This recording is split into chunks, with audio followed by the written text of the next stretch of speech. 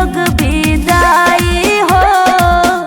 शादी के बेटी के कैसे करी लोग विदाई हो।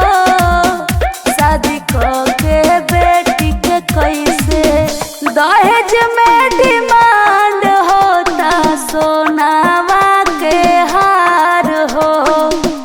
ओकरा संगे संगे 4 चक्का एगो कार हो। दहेज में डिमांड होता सोनावा के हार हो।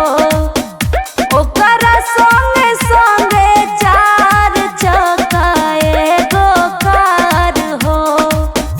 दुल्हा दुल्हा के पापा जइहे खिसियाई हो।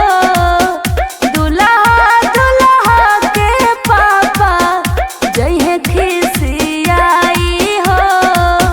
शादी के बेटी के कैसे करी लोग विदाई हो।